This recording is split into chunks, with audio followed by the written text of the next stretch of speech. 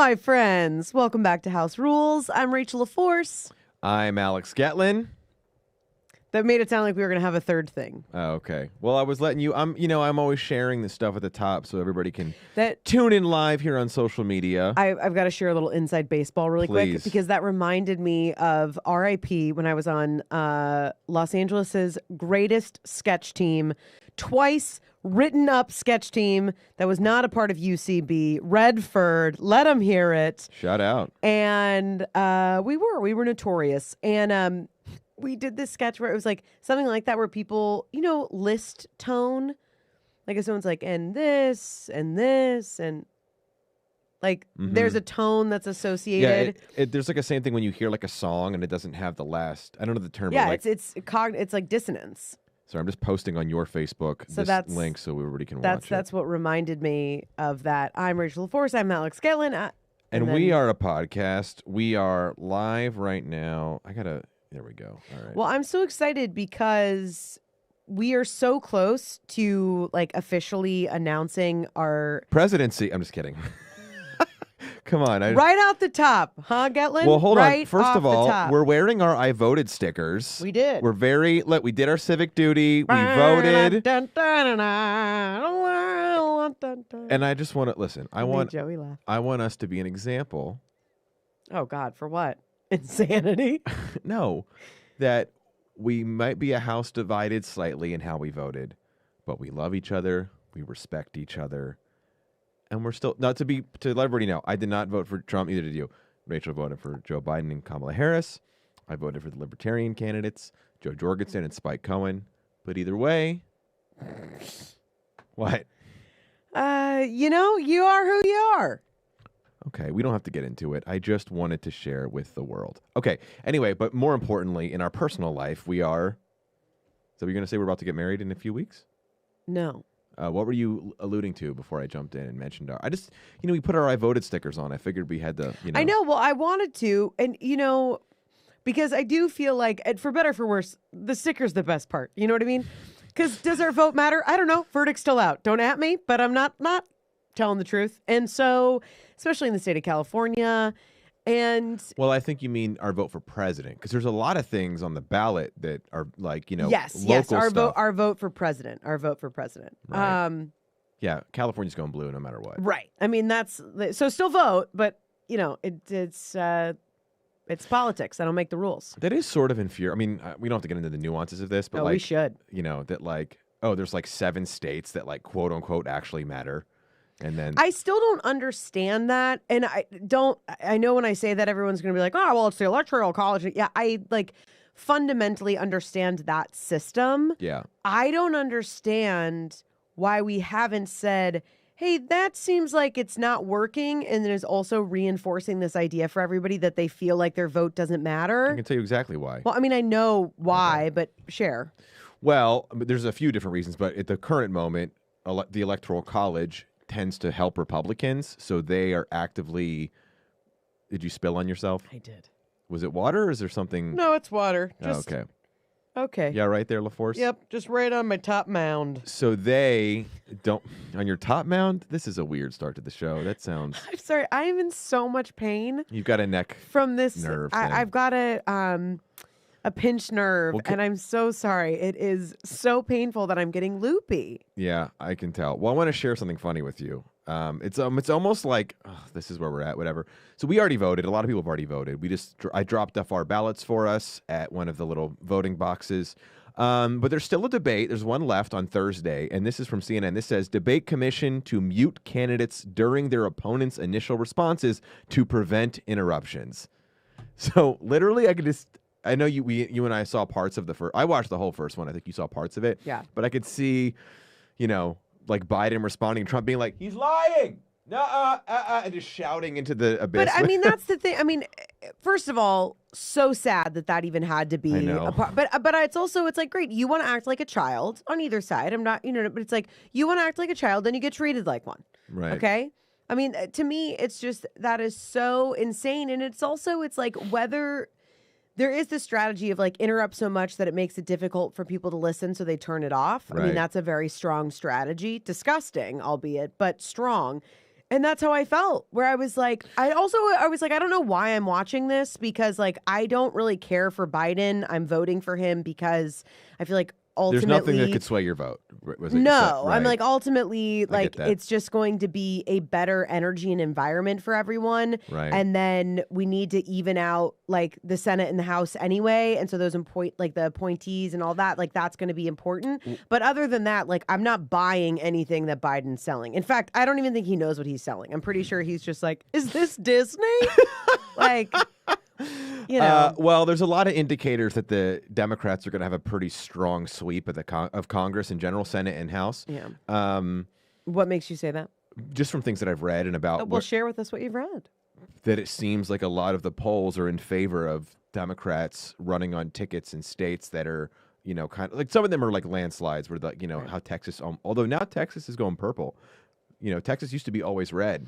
Well, you want to know why? It's because everybody from California who can't afford to live here anymore is know. moving to Texas. Listen, I am okay with our state getting shittier for a little bit if it makes it so that you and I can afford to buy a house here. I know, but we've been looking almost every day, and I'll tell you what, it doesn't look like it's getting that way. Yeah, weird, right? You would think the market would kind of respond. No, because it's just a course. You know what I mean? Of course, that's what it would be. Well, either way, you know, I don't want to do too much election stuff because I thought that's all we were going to talk about. What, you have something else to talk about? I live with you. We don't talk about anything else. I will say this. I will say this for the record. I prefer, like, gun to my head, if I had to pick, I prefer Biden over Trump solely from the stance I feel like. You could have just ended the sentence there. No, I want to elaborate. Okay. Thank you, Tucker. My buddy Tucker Hobby, who we've had some great chats on Stereo, you know, that platform I'm on now. Yeah. He's actually a new Stereo friend of mine. He's running for Congress in 2022 in my my home state of Virginia. Okay, very cool. Yeah. And he's a centrist like me who really, we've talked a lot about how we're just looking to end the divisiveness and have more practical, healthy conversations about ways to move forward and rather than pitting each other against each other. But he joked and he said, just make the Joe Rogan move, guys. Head to tech. Well, Tucker, to answer, we would go to Georgia if anywhere because Rachel has friends and family there and we've got some, you know. And when we were there when the quar was real hard, Alex was trying the quarantine? Yeah, was trying to convince me to run for mayor of Marietta. You would do great. So Marietta is a suburb outside of LA. Excuse me, outside of LA. Outside of I mean, technically it's outside of LA. outside of Atlanta, where you are from, where your mom still has a house. Dude, I think you would crush as the mayor of a small town. And I'll tell you why. Yeah, but it would have to be like in Vermont. I don't think any of those I don't think a lot of those people want. I think a lot of people think that they want a shared community until they got to share some stuff. And then I think people aren't so into it. That, to me, is the greatest advertisement why socialism is not a good plan. Because we don't have to get into the nuances of that. Yeah, I mean, that's a totally different can of worms. But I think that, you know, people... Sorry, I looked at my phone for 2 seconds. That was dumb. My dad, by the way, he just goes, Georgia on my mind. Thanks, Dad. Dad, what do you think about Rachel being the mayor of Marietta, Georgia, outside of Atlanta? Wait, can I? So I like. Let me just wrap up this little point about the election stuff. Yeah. So like I said, we're both. I think at this point we're just ready for it to be over. I prefer if Biden wins because I just think it'll calm down the general like at least in California anxiety of a lot of parts of the country. I actually, admittedly, I don't even know if Biden is better for this country long term in terms of policies and stuff. But I don't want to get into the nuances. It doesn't matter. We're moving on from that.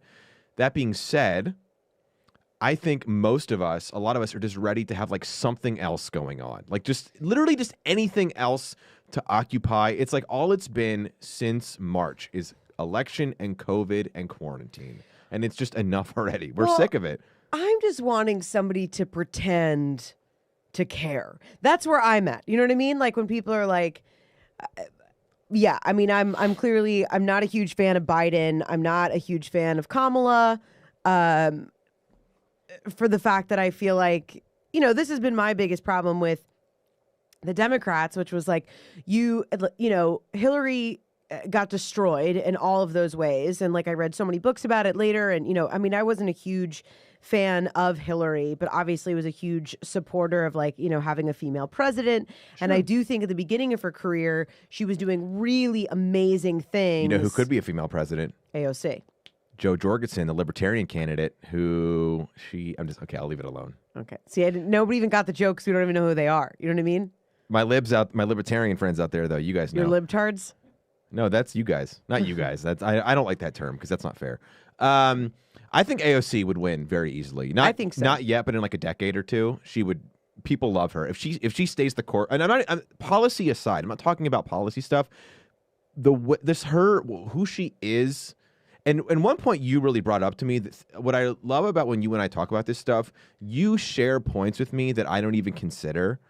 That, like you were highlighting how do you feel about what she stands for on a policy basis? Keep in mind, like, how impressive it is that how young she is, and as a woman, she is able to go into Congress against these like legacy senators and continuously hold her own. Like, I can't think about how intimidating that must be. Like, that really is impressive. I mean, she straight up slays them. Yeah, she really does.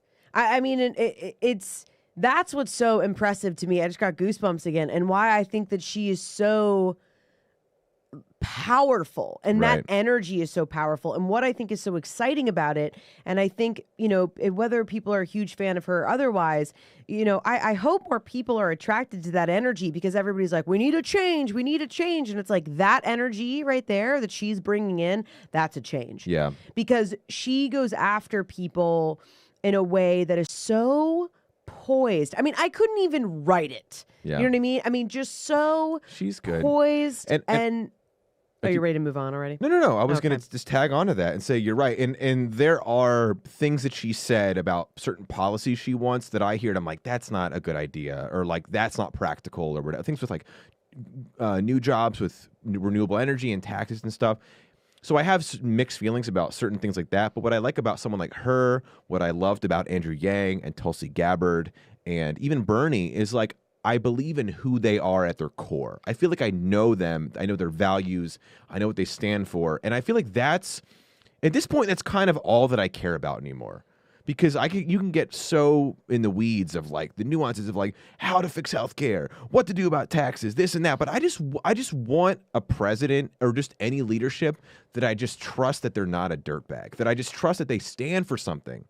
Well, I mean, I going back to what you said a few breaths ago, was you were saying that you don't feel like those amendments or whatever it was that she was talking about are practical. And that's been a big thing that has been interesting in having these debates with you, is you always say that and you're like, yeah, but how do you fix it? And I'm like, well, I could come up with 17 different ways of, pitches of how to fix it. The differences are the people who have the ability to fix it. They don't want those answers because those answers don't work for them.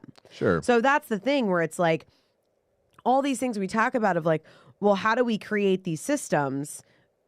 I think we, the people, right? Let's even say people who make less than $1 million a year, right? Throwing all of those people together. Yeah. And then if you want to break that down in half and you say we, the people that have a median, household income of under $70,000, right? And then you paring it down more and more. It's like, I do think that most people want the same thing, of like the things that they value. They want their families to be safe. They want to be paid for the thing. But the difference is, and again, this is where it comes into like America is so big that, this idea of like, as soon as somebody has to share or they have to give up part of something that they think is rightfully theirs, that they have no business in wanting to help other people. There's that, and I think we have a cultural problem in this country where we glorify two types of people way too much. We glorify these Jeff Bezos, Elon Musk, hyper successful entrepreneurs, which there is a time and a way to honor and praise that, but like it's too much. It's gone too far. And then we have the other end, which are, I guess it's like, okay, they did something cool, but also like once you have, like, think about it in the context of comedy, right? Think about how hard we have to work to get one project with enough eyes on it. I know. And it has to be way better than everybody else, right? Like, so there's a project that I have in development right now. Obviously, it's been stalled because of COVID. And, I'm really, really wanting it to go for a myriad of reasons, right? there's a project that's somewhat similar that has Bert Kreischer in it. And I like Bert. I like all the people that's in it. I'm not totally shitting on the idea. But the thing of like, you couldn't be an unknown person and pitch that thing. Right. Nobody would even return your call. Hold on. So I'm just saying that the point is that, you know, in the same way of in entertainment, once you get one big fish, people let you do whatever you want to do. So it's not about your genius or you being highlighted as this amazing thing. It's like, well, you had people say yes. And then when people give you money to make projects, it's really easy to make a bunch of stuff happen. So I think the same is true for this, like, putting up these billionaires and like touting them as these geniuses. Yeah. And I'm also not taking away from their talent. I'm being realistic that these are two human people who also make fucked up decisions and don't always do things well. Yeah. So on that point, I think it's good to admire success in entrepreneurship, but it's we swung really hard in that direction. And the other thing that's even more concerning that I think we have to collectively keep talking about and to rein it back in, we've spent too much time making idiots famous. You know, your reality stars, even like when we laugh at like the Charlie Sheen meltdown and the Kanye meltdown. And I mean, that's a big part of. Well, there's literally nothing that makes me more infuriated. As somebody who, like, listen, you can already turn this off because what I'm about to say next makes you throw up in your mouth. But as somebody who lives like with intention, shit like that makes me nuts. Because there are people out there that are genuinely creative and talented, or the perfect amount of wackadoo, or like, you know, all these people that are out there really trying to make the world a better place, to make the world a more sustainable place. Sure. And yet we have this, you know, again, where it's like, you know, we can blame the media, but it's like now that's like this weird conglomerate that nobody even knows what it is. It's like the media is really only owned by a few people. I mean, that's like people are like, how do you fix it? And I'm like, you knock people out of power. It's not that, like, I mean, figuring out how to do that, that's difficult. But the ultimate of like, well, how do you fix it is not a very difficult question to figure out. Right. I have a lot I could respond with. You're welcome to. I do want to read out this comment from our friend Tucker. Thank you, Tucker. By the way, if you guys are listening to the recorded version later, remember, we do this live every Monday, 5:30 Pacific, 8:30 Eastern. We are going to be switching up our time slot next year. Like we've mentioned, we're doing a little bit of a rebrand. 2021. We're not going to announce it yet. In December, we're going to tell you guys. I asked Alex today if we could go ahead and announce it because I'm so excited about it. And he was like, no, we need to wait. And I was like, oh. I want to wait. Listen, we got the wedding in a few weeks. We got our honeymoon. We're going to come back. So, by the way, we're going to pre-record some audio-only episodes. So we're going to release them on the Mondays. We're on the road traveling. We love doing this show, but, you know, honeymoon, we want to enjoy the honeymoon. We're not going to be doing a podcast mid-honeymoon. But just on your last point, my friend Tucker here, he said, perfectly said, Rachel, at the end of the day, it's not about actually putting forward potential solutions. It's about making sure there aren't any real new solutions at all. The powers that be don't want change because real change doesn't benefit career politicians. Exactly.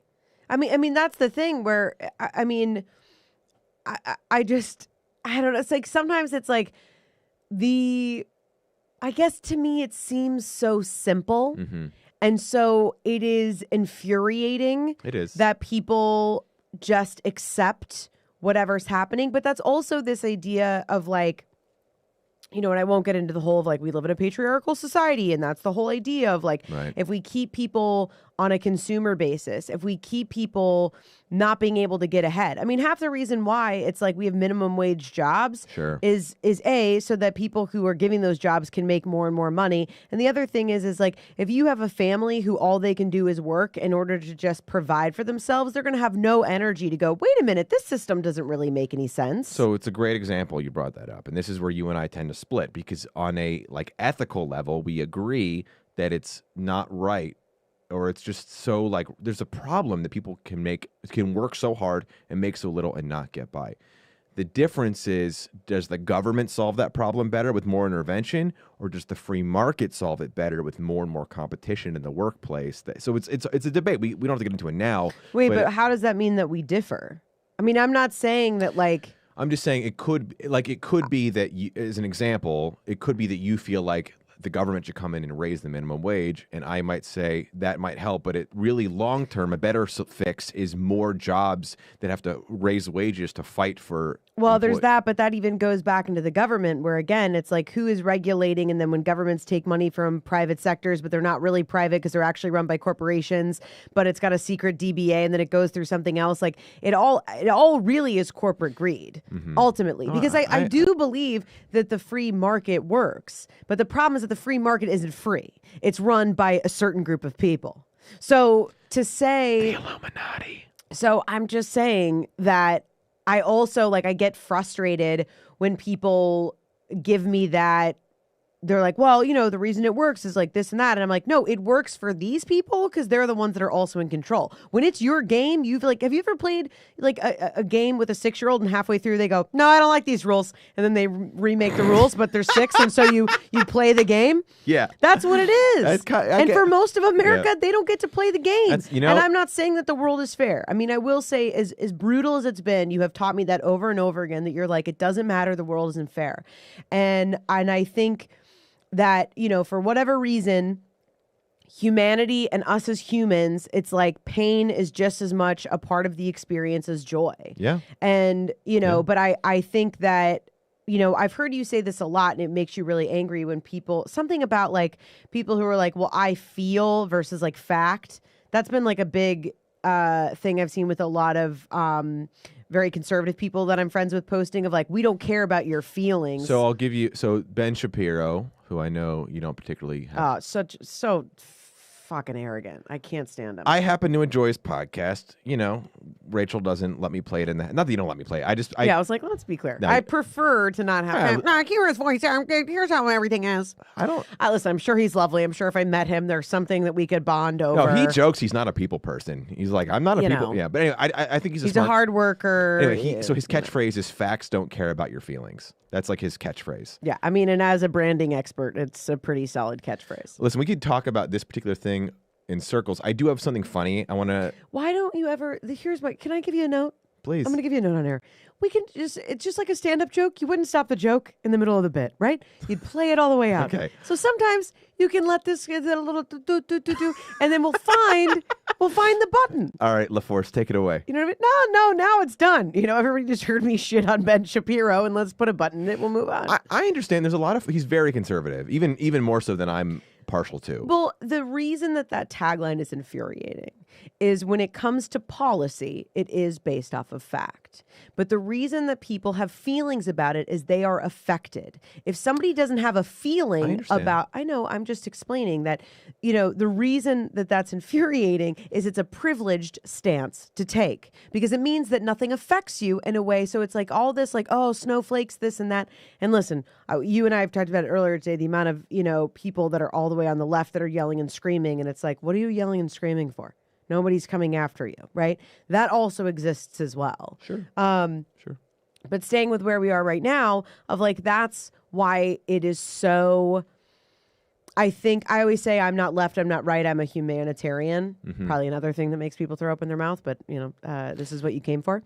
Andrew Yang, who I loved, his campaign slogan was not left, not right, just forward. Yeah, I mean, it's so powerful and it's so great because it's like that's where progress is made. And, it's like that's.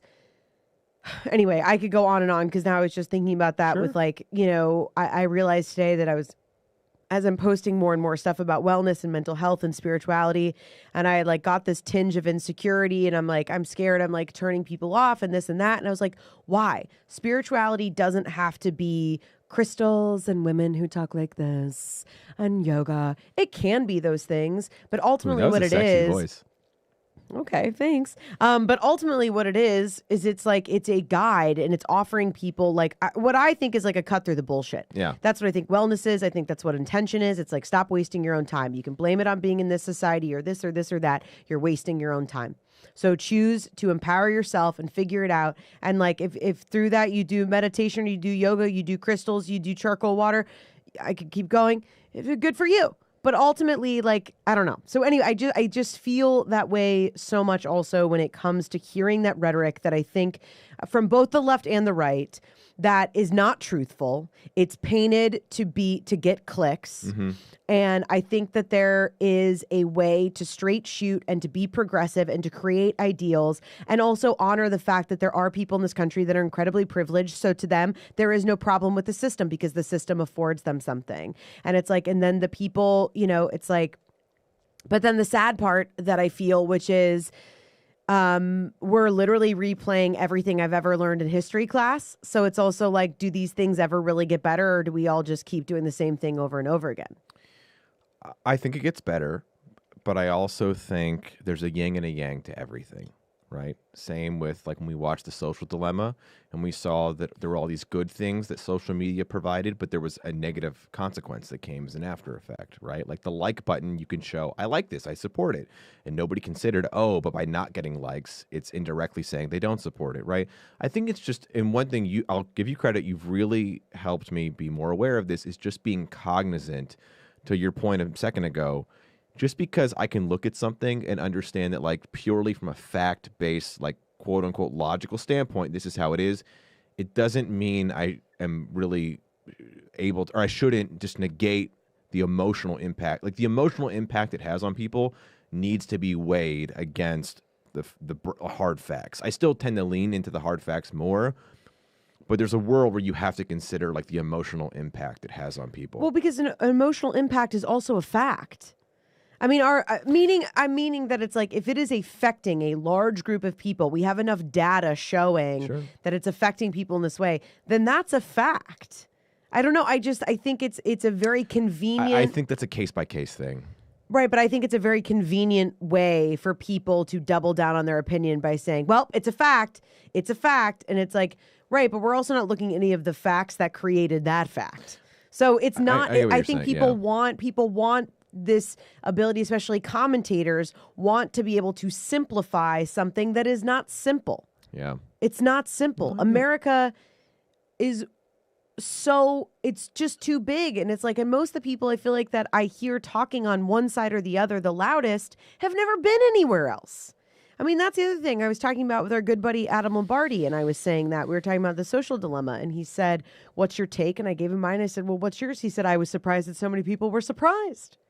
Yeah, and that's true. where I said, well, I think that in comedy, you're always trained, treat your audience as though they're smarter than you, right? Don't never dumb things down. Assume that your audience is smarter than you. Yeah. So for over now a decade of my life, that's been a huge part of the way that I create my work.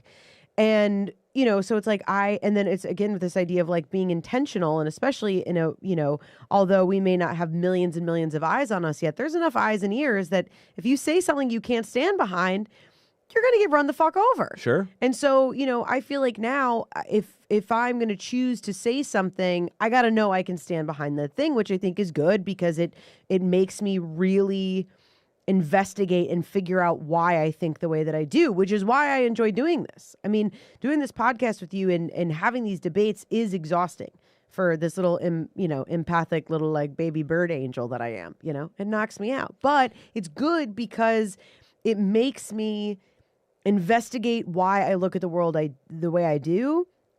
And it exposes me to things that makes me angry. And I think people need to be okay to be exposed to things that make them angry. So I think that's a great point. But sometimes we allow ourselves to get angry at things that are ridiculous. And there's a great segue into this thing I want to pull up for us. See? Look at there you. There we go. All right. So, Joey, if you could pull that up on the screen, and, this is kind of a Rachel Learns the News-esque thing where we're going to have you read this. Shout out to Joey, our engineer, by the way, for making us look and sound good. So, oh my God. Just give us a second here, and then, yeah. Oh. Or, yeah. Okay. So, pull that up. So, Rachel, why don't you read that headline for us? Oh, God bless America. You know what I mean?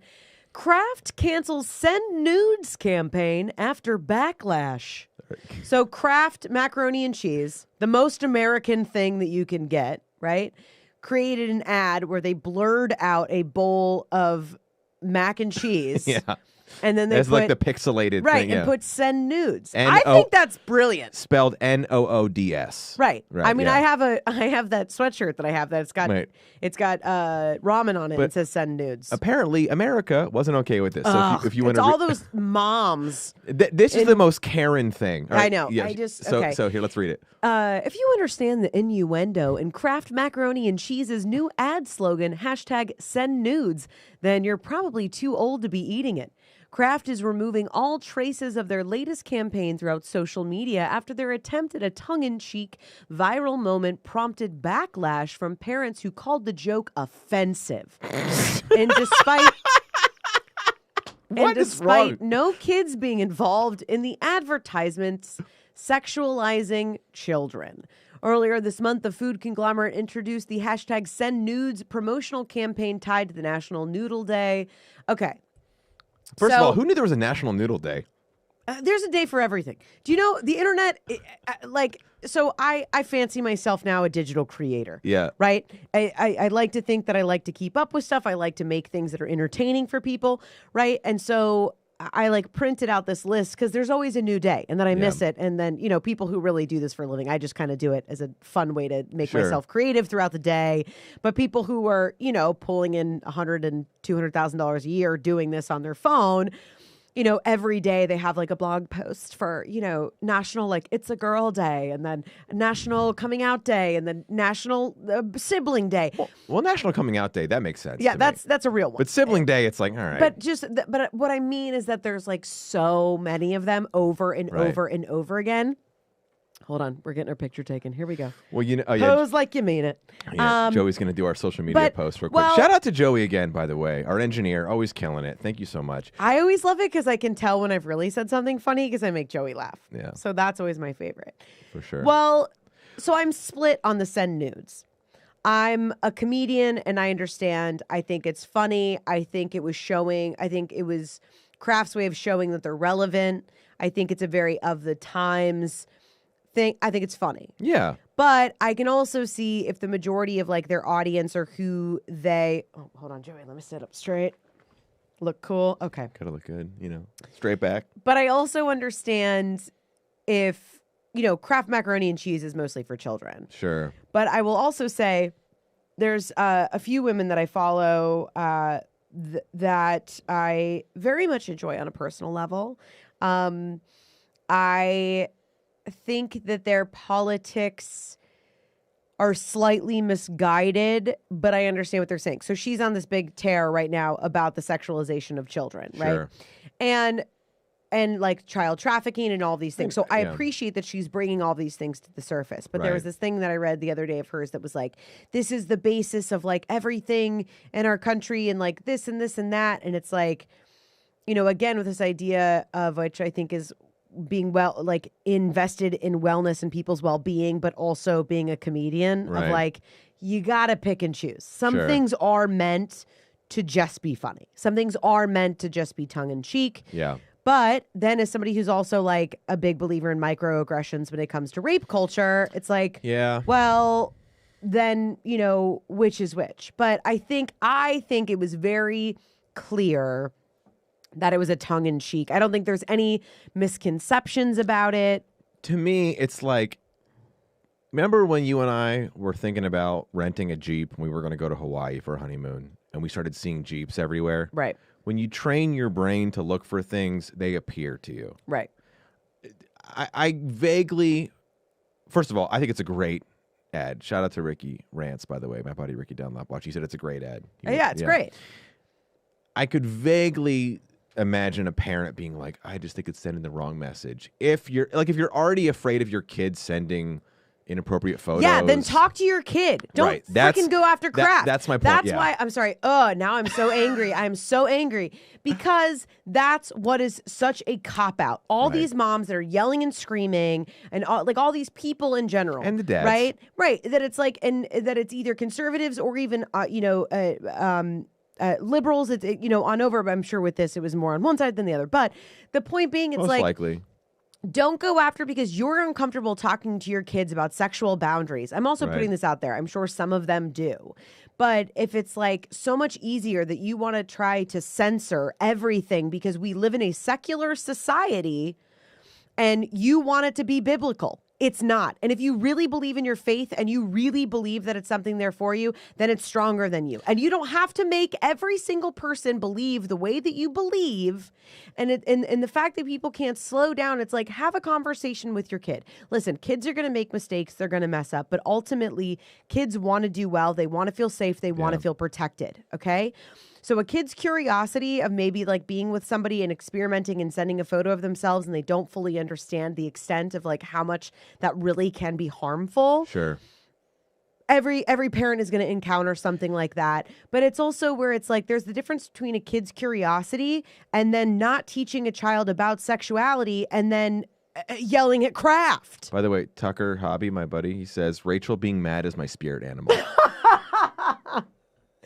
Oh, so just so you I'm guys, sorry. I can't no, help it's great. it. So just so you guys know, like I said, if you're listening to the pre-recorded on the audio It makes me platforms, nuts.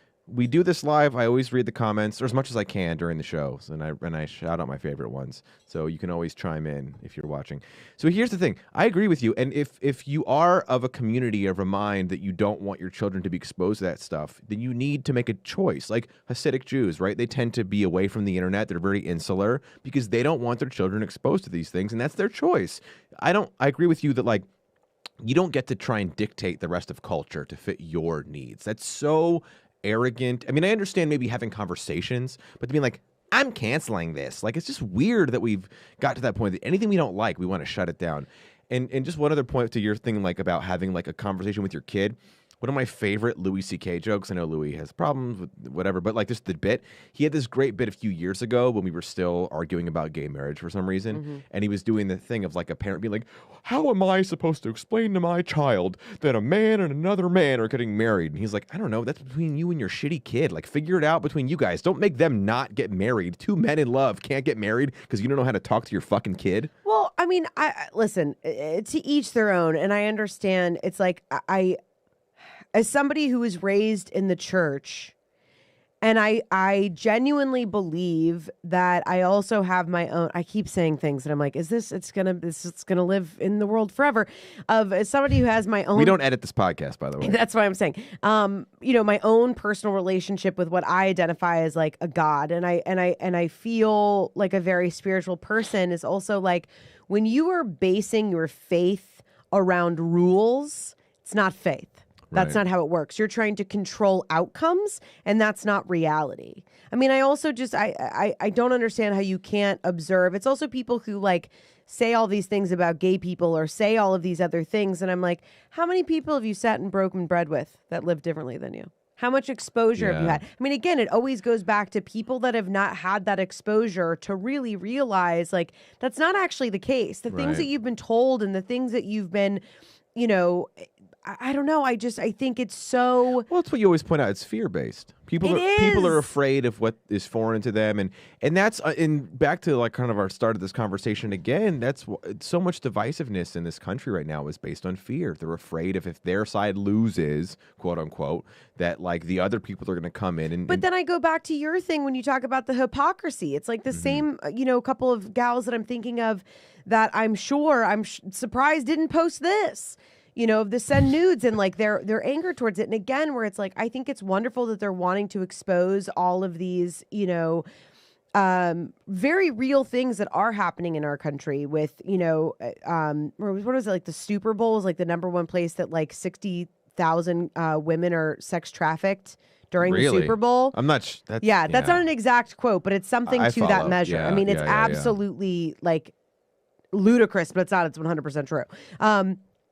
But I mean, the fact that then they also vote for some of the folks that they do who also like have rhetoric that I think supports rape culture or like all of these things. So it's like, wait a minute, you don't get to pick and choose just because somebody says like I'm a Christian. If none of their behavior supports that thing, why are you unable to go, that person's a fraud? Why does that word become the fucking like the cloak? You know what I mean? Like someone's like, well, I'm a Christian. And everyone's like, oh, well, And that's let them through. That's the weirdest thing with you and I have talked about how like the evangelicals just embrace Trump. I mean, And that to me, that honestly, okay, here we go again, Tucker, gear up for it. That is the thing that makes me, especially because so many of those folks are in my family. And I'm like, you and I don't have anything to talk about for the fact that you hold all of us to these, standards Right. due to your faith, yet you're okay with that. That is okay to you, or is something that you don't want to talk about because you don't talk about politics. Right. It's like, no, But then you and I have nowhere to even have a conversation. But I think the issue again, see what happens is we, and I say the we as society, right? A lot of people, they start looking at like, for lack of a better word, the worst example of their opponent's supporters, Yeah. right? So for these like evangelical folks, some of whom like you grew up around, right? When they think of like liberal, quote unquote, they just imagine like a non-binary, blue-haired Brooklyn hipster who thinks that like socialism is the way of the world and gender's all not real. Like all the like everything that they're like and they're like guys, okay, that's like what Fox News and vice versa. Also that like people who look at the other side, they think they're all like racist, whatever, you know, Right. and just and again, I've been around this country a lot in a lot of places. Most people, and not that like I'm the beacon of like knowing what's out there, but I'm just saying. No, you are. Oh, stop it. I'm just saying most people, they just want to feed their kids, hang out with their friends, watch their shows. But I think, but it's also like, why are people unwilling to say, I'm not voting for the greater good of everybody. I'm voting for me and what's good for my family. That's the other thing. Like, I'm going to talk about, again, that idea of like not left, not right, but forward. It's like, don't bullshit. You're not voting for what's best for everybody. Because to me, that's what I think. Like, I think that's the way, if America's this big, right? And I know most people would be like, well, if this was like, any sort of society, I would be the first one gone because that's my mentality. But it just is. Yeah. I think it's like what's good for the goose is good for the gander. That's what I believe. I do believe that there is enough for everybody. That is my belief. I understand it's not a very popular one, but that's what I believe. No, I get it. And, but it's also where it's like, that's the thing where like when it comes in this hypocrisy and this and that, where it was like, like if Kamala was on the other side, do you know how quickly we would be ripping her, like all of the stats of like the large amount of marginalized people she's put away? Right. And it's just, well, so it's like, and that's my thing that I've been like, listen, I understand wanting to have her as our president. And again, I know it's Biden. Come on, she's going to be the president if they win, which I'm not inherently like against. My thing is like, keep bringing that shit up about her problematic record as a prosecutor and district attorney, whatever. I think the DA, whatever her role was, right? The reason is because we need to remind people that, like, when you do those things, we will hold you accountable and we will not let it go. That's the only way to make real progress. Amen. And that's the thing that I also want to keep saying. The only other reason why well, genuinely, because I'm just like so over Trump and it's like, please be gone. Please. We're done. Thank you so much. Thank you. Thank you so much. But he's not going to go away. But listen, is with having Democrats in office again is like, for all my friends that are yelling and screaming right now, I'm like, y'all better keep yelling and screaming. Yeah, right. Because that's the thing. It's like, this doesn't fix the problem. Right. It never does. It's like, so that's the Sure. especially when it comes to, all this idea of like virtue signaling that's happening, especially when we were in, what was that, June, when we were really at the height of Black Lives Matter. And, and yeah, that makes sense. Yeah. And all of these things where everybody's like just pointing fingers, like they're all just, fucking disco balls of truth. And it's like, that is a great spin-off podcast for you. Disco balls of truth. I mean, and I'm just seeing it like a disco ball, and here's the pitch, right? It's a disco ball, and it's like the classic like silver one with light shining out. Right. But then the light shines out and it hits a wall, and then each like beacon of light, there's like a thing of like a beacon of truth that needs to be shed light onto, Yeah. right? So it's like pay people a living wage.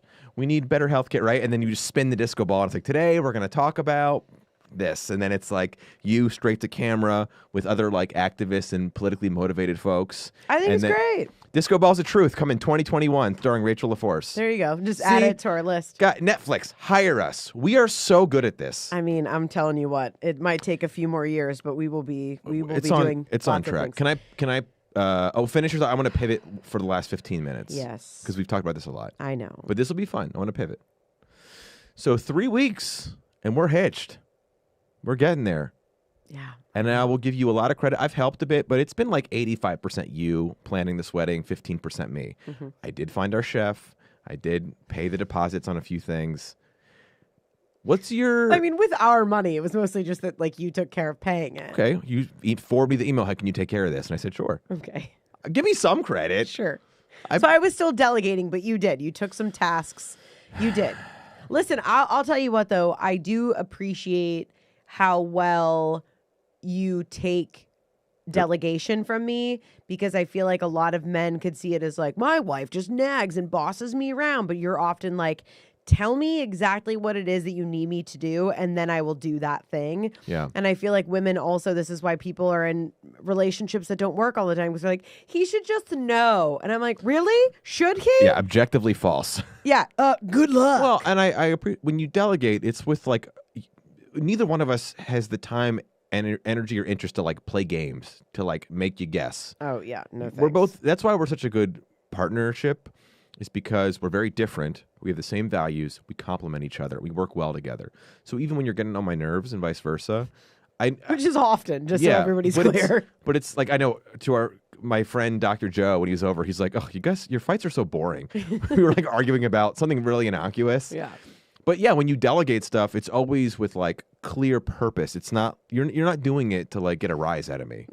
Yeah, I mean, I need your help with things. So I wanted to end with this. Okay. COVID bride, planning it yourself with a tad of my help, but mostly you, and kind of just going head on, trying to overhaul any, you're always about kind of putting good vibes out there, helping people. It's great. What are some tips that you share with the world? Because now we're in the home stretch. We got it pretty much all figured out now. It's just about done. Just a few little I's to dot and T's to cross. But I commend, you've really done a great job here with the help of Casey, your maid of honor. But just a general advice for any COVID brides or grooms out there that are kind of looking for help on doing this on their own? And I mean, I haven't figured out if I genuinely believe this statement or not, but I think I'm kind of like, don't have a wedding. At all? I don't know if I believe that statement yet. Wait. Hold on. Stop. Of course, I think people should have a wedding. I need to respond to this. Give me a second. From the moment I proposed to you, I said, I will give you whatever wedding you want, but if it was my choice, it would be just parents. I know you're an only child, so maybe like one best friend, my brother and his wife. Keep it as simple and tiny as possible. And you're like, no, I can't do that. I need this person and that person. And I understand. I get we have a lot of people in our life. I have a bunch of my friends coming. You do too. We're still keeping it like 25 people, but So with all that, I presented to you this option in the beginning that I was okay with. Well, I feel like ultimately we did go with that option. Because again, I don't have siblings. So and I'm grateful for the family that I have, but still if the thought was the only people that represented me was like my dad, my stepmom, and my mom, I would feel like there's some support I get it. that I need that wasn't quite there. But if my mom's listening, she said she was going to sleep and she wasn't going to watch. But if she is, I love you, you support me. And she'll know what I mean too. And Bert.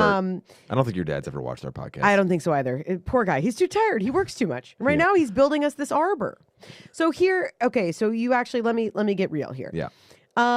I would say the fact that weddings are expensive, no matter what you do, unless you go to a courthouse and go to dinner afterwards, weddings are expensive. Yep. I am shocked at the amount of money that we have spent.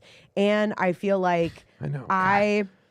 but I also feel like I do a really good job at picking and choosing what I spend my money on. You've done a really good job as best I will give you that. You've really tried your best to keep this reasonable. I've always said this, I can make Marshalls look like Barney's. I mean, there's a girl somewhere that's laughing because the two of you are not the audience for that joke. But It took me a second to remember Barney's, and I was like, oh, that's the really high but end bougie I one. just mean that like I know how to like I don't know if it's like from two grandmothers who like came through the depression or what, and like having them or like growing up with like a single mom or what, but it was just like to me it's almost like women who just like love luxury shopping. I'm like, ugh, why? It's so boring. You walk in and then the thing is there.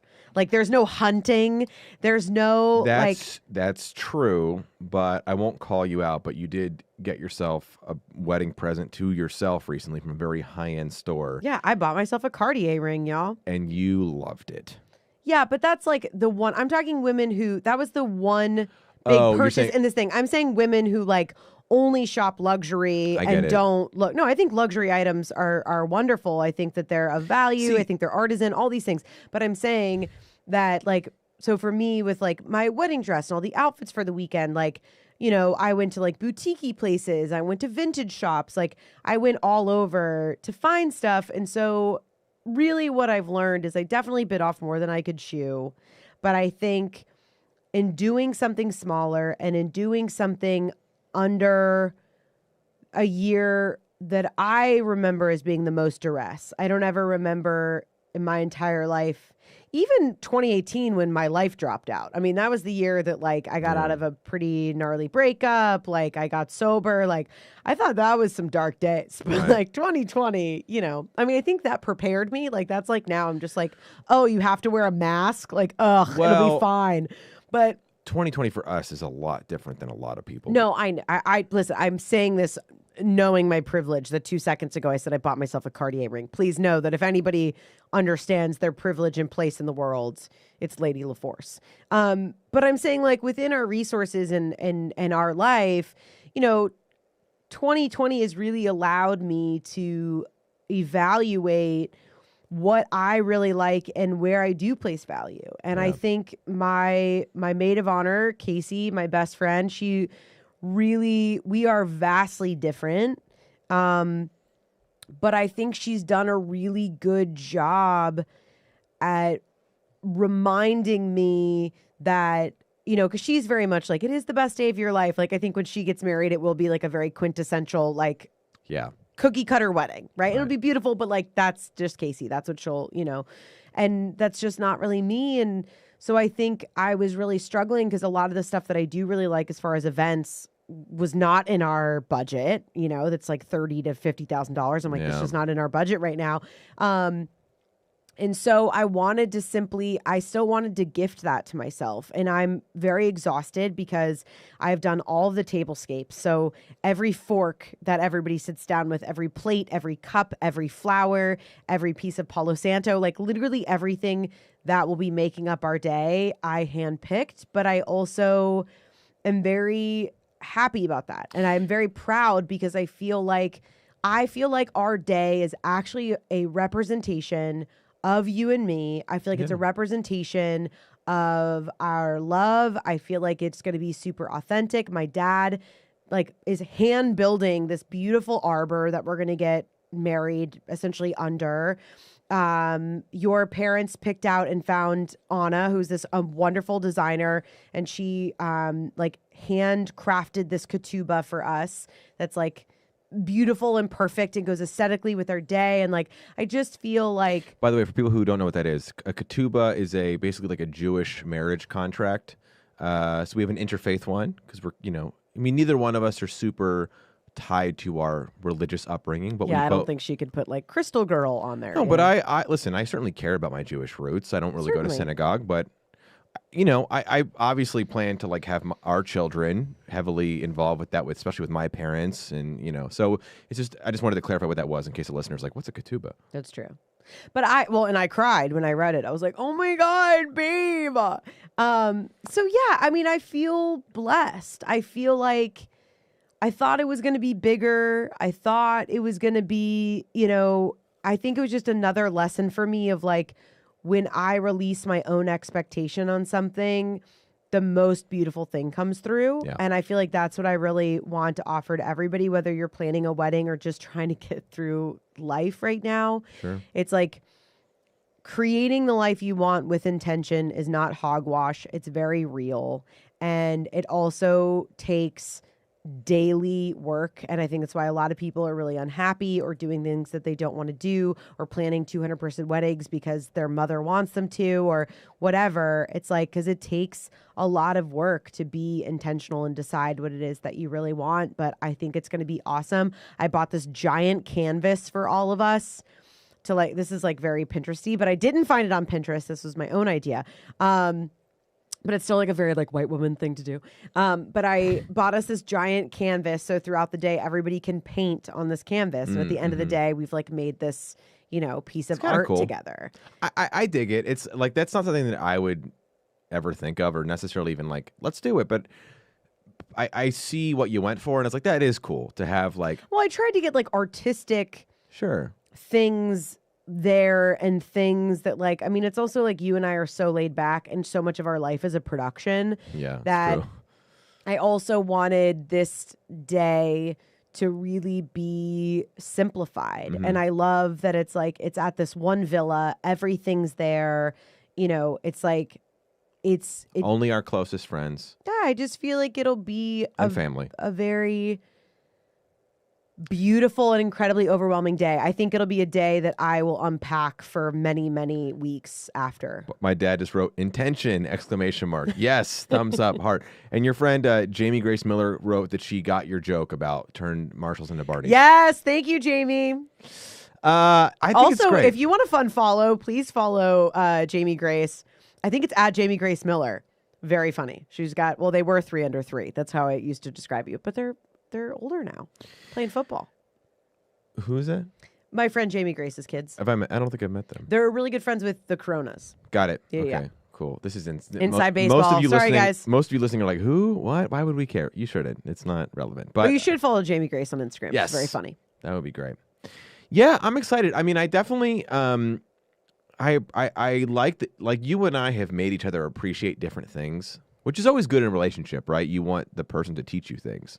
And you certainly, like, me, like I could get married in a parking lot of Costco and I'd be like, yeah, it's fine. We're married now, whatever. And I'm coming around to understanding the value of like beautiful aesthetics on special days.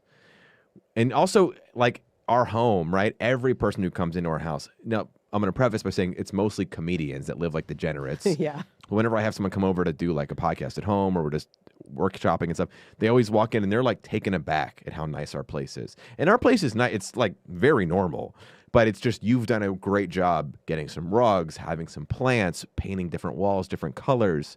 And they walk in and they're like, whoa, this is like really like nice. A house. I know. Like the other day when Anthony and Mark came over to do yeah. they were like really impressed. Well, and I was embarrassed because we have like stuff everywhere right now for the wedding. There's like candlesticks and candelabras everywhere, and then like these like desert flowers. Like everything's just like littered everywhere. And I was like, "Oh, I'm sorry, it's dirty." And he was like, "Oh no, I was honestly like astonished at how open and clean your apartment is." But anyway, yeah, I think I'm excited. I'll end on this that I think it's interesting that people that are getting married rarely speak on their day. Like I was thinking about that. You mean because, outside of their vows? Yeah, because you want to do a set? Well, I thought about it. I was just mostly going to do a roast. Roast me. That's my dad's favorite new thing. He's like, yeah, Alex and Rachel are both going to roast each other, and then based off of audience applause, they'll win the wedding. And I was like, first of all, that's not fair because Alex would totally kill me in a roast. I wouldn't. No, I wouldn't because I wouldn't. I don't want to. I could write great roast jokes about you, but then I have to deal with I sleep next to you. I don't want to deal with the consequences of. I know, but it's also where it's like, I'm a lot of things, but like I'm very self-aware. That's also why like three times before I spoke on this podcast, I was like, please know that I know exactly what this sounds like, but it's also the most authentic, truthful thing I can share with you. So, I mean, hopefully one day I'll get to a place where I don't have to preface that, but I think it's also like, that's also part of like the authentic delivery is like, I know what it is that I'm saying and I know that it probably sounds insane, but it's, doesn't sound anything more insane than what other people say. But the point was, that I, had kind of been going back and forth because I was like, well, if I speak like on our day, like in the ceremony, I'm saying, I was like, is that like masturbatory? And then I was like, what does that word mean?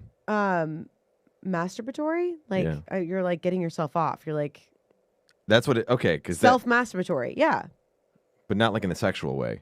I mean, I think that's like the connotation, but it's more just that you're like. Joe, have you heard that word before? No, he hasn't either. Not in that context. Oh. I mean, I've heard about like masturbation. Yeah, obviously. I think it's self-masturbatory to stand up like on my day and be like, guys, let me have your ear. Quick 5. But anyway, I was driving to a meeting last week, and I had been trying to think about what I wanted to say about you because obviously I think people know that we really love each other. That was shout out to my buddy Ross Kimball. Follow him on all social media as well. Very funny comedian at Ross Kimball. And he said the reason I love listening to you guys argue is we also know that you really love each other. Yeah. But I find, I don't think I've ever really shared how much you have changed my life in a profound way. I know you're gonna start crying. I know. I was like, oh, I got to stop talking about it. Hoof. And I've been trying to find the words of how I want to share that because I think, that I have a car now because mine died. I wouldn't have had a car. I was going to say you have a hard time sleeping because I move around so much. Yes. I'm noisy and Very you loud. need your quiet space. So Yeah. Well, no, but I mean, again, where it's just like. I am very noisy. I'm aware. So loud. Anyway, I felt inspired. And so I turned on my, recorder and I just kind of said my. By the way, both Tucker and Ricky go masturbatory, huh? And they. Yeah, self-masturbatory. Somebody's got to. Do we have like a? Who's the guy on Rogan? What's his name? Jamie. Yeah. Is that the guy that does all the stuff? Can you? Yeah, Joey. Can you Google the official definition of masturbatory and then pull it up here on the monitor? No, it's self-masturbatory. Self-masturbatory. We'll end on that. But apparently the listeners have not heard this term either. So. But real quick while we're looking that up, hey, so I've mentioned this before, but I am on this app Stereo. It's pretty fun. I've talked about it. It's sort of like, it's very similar to podcasting, but it's live. People can send in audio messages live. It's only audio. And Tucker, who's been chiming in today, he and I have weekly chats now on there. My buddy Ricky Rants is his show. We're doing a chat tomorrow at 3 p.m. My time, so 6 p.m. New York time. But it's cool. So if you just download the app Stereo and follow me, it's my full name at Alex Getlin.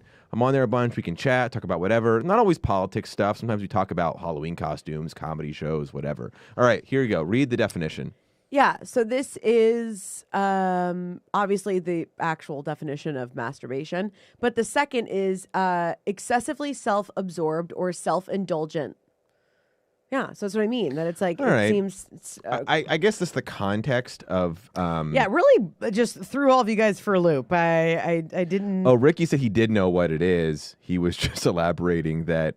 Okay, all right. Yeah. I think self-aggrandizing is the right. All right. I mean, I feel like it was fine. Everybody just clearly had an issue with it. I'm not backing down from You're it. right. It was a totally fair thing to say. They both got it. Okay. Yeah. Well, I'm glad we got to the bottom of that. Well, guys, on that note, it's time to wrap it up. I've been Alex Getlin. I've still been Rachel LaForce. We're going to be back here next Monday, same time, per usual. We've got 2 more Mondays, and then we'll have 2 or 3 episodes that'll be pre-recorded. Those will be audio only. So we won't even actually know who we're going to have. I mean, we're going to wait to talk about who wins the election. I mean, we're going to have to do one. Well, okay, but let me throw this at you and see if you want to do this, right? The election is Tuesday. We're not going to know who's president that night. I know. We're getting married that Saturday. I know. Everybody's been like, why did you do that? And I'm like, yeah, I know. Well, it's because No, I don't care. You know why I did that? Because this election is not going to dictate my life. I'm going to live my life. I'm going to marry my wife. I'm going to move forward. Trump, Biden, Kanye, whoever, I want this. If I were to give any example, it's like, listen, POTUS is a big deal. I understand. Whoever becomes our president, that is a big deal. But at the end of the day, continue to live your life. Be kind to your neighbors. Talk to your friends. Engage with each other. Do your activities. Don't let this control you. Read the article in full that you're posting. Yes. So I think is people are like, why would you have a wedding right after the election? It's like, because life goes on. Well, it's the same way people are like, are you sure you want to have a kid in the middle of all this? Oh, And don't I'm even like, get me started. I can't even talk all about right, it. I'm Yeah. sorry. No, Here we it's go. okay. It's just like, if you don't think you should have a kid, you probably shouldn't have a kid. But we feel more than ready and we're excited. And also I say to people, it's like, listen, I understand there's a lot of problems in the world. Don't you want more good people in the world to spread kindness? Well, that's what I feel. Yeah. I want to have a kid so I can raise somebody else who can see, a Kraft macaroni and cheese ad that says send nudes, and then also know like, hey, I'm 15, maybe shouldn't send one of my own. You know what I mean? That's what I want to do. Guys, we are coming out with a hot new rebrand. I'm so excited. We cannot share it yet, which sounds like such a Hollywood thing. It is, but it's also true. I just want to have the cover art done so we can premiere it on the show. I know we didn't have to tell them that part, but yes, we are not behind. We are not behind. We're doing many things. Yes, so we're putting all of the tools, the branding tools together, as it were, and we're stoked. I mean, our numbers are growing every week with doing this. We're cultivating. One thing you can do if you have Spotify, if you go to our podcast on Spotify, you can hit the follow button. And that means you just subscribe to it on Spotify. It'll like auto download the new episode, but that really helps us also because the more Spotify and Apple see we have subscribers, it gets our numbers up. And it just, this is a slow build. And we really appreciate you guys. It kind of feels like the whole same thing where I'm like, being intentional is great, but it's a daily thing. It's like, gosh, that's why, like, because people, where it's like, people say do what you love and then you'll never work a day in your life. I'm like, no, it turns out it's still work all of the time because it is. But it's so much more rewarding. Absolutely. Absolutely. I wouldn't do anything else. This has been fun. Okay, we got to go. Wait, Joey, did we nail it? Oh, sweet. We nailed it. We nailed it. Woo! All right, Okay. you guys, be good, be kind, vote if you're Monday. into it, and we love you. Bye.